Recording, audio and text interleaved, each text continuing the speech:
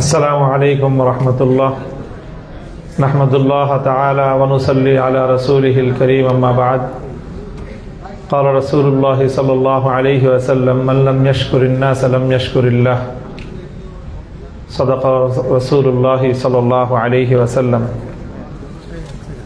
বাংলাদেশ কোরআন শিক্ষা সোসাইটির উদ্যোগে আয়োজিত আজকের এই প্রতিনিধি সম্মেলন এবং অ্যাওয়ার্ড প্রদান উপলক্ষে আয়োজিত এই অনুষ্ঠানে উপস্থিত সম্মানিত সভাপতি, বাংলাদেশ কোরআন শিক্ষা সোসাইটির সম্মানিত সভাপতি, প্রখ্যাত আলেমে দ্বীন, গবেষক, লেখক জনাব আব্দুল শহীদ নাসিম, অন্যান্য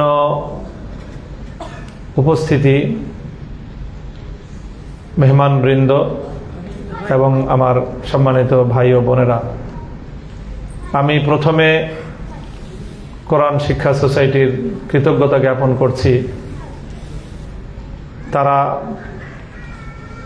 আমাকে সম্মানিত করেছেন, মূলত আমার একটা কর্মকে, একটা কাজকে তারা সম্মান দিয়েছেন এবং এটি আমি জানি না যে আমি কতটুকু করতে পেরেছি, তবে আমি চেষ্টা করেছি। বর্তমানে উম্মার যেই সমস্যা, সংকট, মুসলিম উম্মাহ আজকে আমরা যেই সংকটে নিপতিত, তার সবচেয়ে বড় গভীর জায়গাটাই হলো যে আমাদের অনৈক্য, আমাদের মধ্যকার পারস্পরিক মতবিরোধ। বারংবার আল্লাহ পাক রব্বুল আলামিন আমাদেরকে তাকিদ করেছেন কোরআনে কারীমের মধ্যে, ওয়াতাসিমু বিহাবলিল্লাহি জামিআন ওয়া লা তাফাররাকু। ঐক্যের জন্য আমাদেরকে তাকিদ করা হয়েছে। আমাদের মধ্যে ইসলামের যে অনন্যতা, ইসলামের যে সৌন্দর্য, সেটা হলো যে এখানে মতবিরোধের, মত পার্থক্যের সুযোগ রাখা হয়েছে।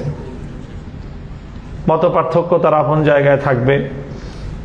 ইসলামের যে মূল ভিত্তি, বুনিয়াদ, কোরআন এবং হাদিস, সেখানেই মুসলমানদের মধ্যে শাখাগত বিষয়ে মত পার্থক্যের জায়গা রাখা হয়েছে, অবকাশ রাখা হয়েছে এবং এটাকে উৎসাহিতও করা হয়েছে।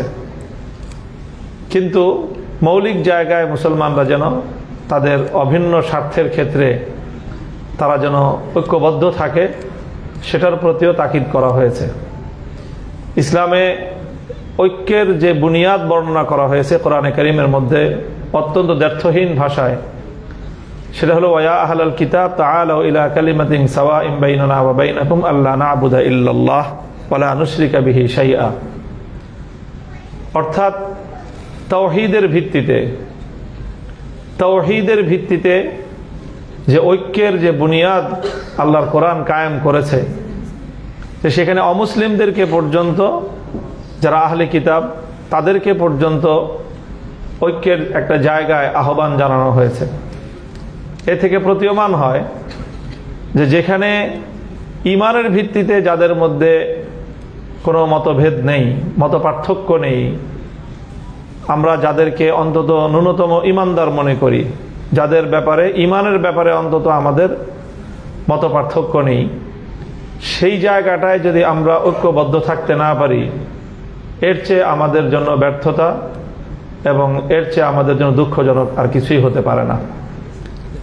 যখন সারা পৃথিবীতে মুসলমানদেরকে ছিন্ন ভিন্ন করার জন্য সকল ষড়যন্ত্র এবং সকল ষড়যন্ত্রকারীরা ঐক্যবদ্ধ, তখন আমরা যদি ইসলামের নিশানকে, ইসলামের ঝান্ডাকে সমুন্নত করার জন্য ঐক্যবদ্ধ থাকতে না পারি, ইতিহাস আমাদেরকে ক্ষমা করবে না।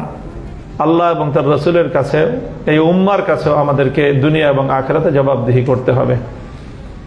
সেই জবাবদিহিতার জায়গা থেকে আমি দীর্ঘদিন ধরেই এই স্বপ্ন লালন করি, আমি আমার ক্ষুদ্র জায়গা থেকে, আমি ছোট্ট মানুষ হিসেবে, যে আমাকে আল্লাহ যদি কখনো ভূমিকা রাখার সুযোগ দান করেন, তাহলে আমি বাংলাদেশে সামাজিক এবং রাজনৈতিক জায়গায় আমরা যতগুলো স্কুল অফ থট অনুসরণকারী, বিভিন্ন আনুষঙ্গিক শাখাগত মত পার্থক্য সহ আমাদের যতগুলো ধর্মীয় কমিউনিটি আছে, সবগুলোকে অন্তত রাজনৈতিক জায়গায় ঐক্যবদ্ধ করে বাংলাদেশে রাষ্ট্র ব্যবস্থায় ইসলামকে বিজয়ী করার জন্যে এবং একটি ইসলামী রাষ্ট্র প্রতিষ্ঠার জন্যে আমরা যেন কাজ করতে পারি, সেই জায়গাটায় আমি নিজে ব্যক্তিগতভাবে ভূমিকা রাখার জন্যে দীর্ঘ প্রায় বহু বছর ধরে আমি আমার তিল তিল করে স্বপ্ন লালন করে চলছি।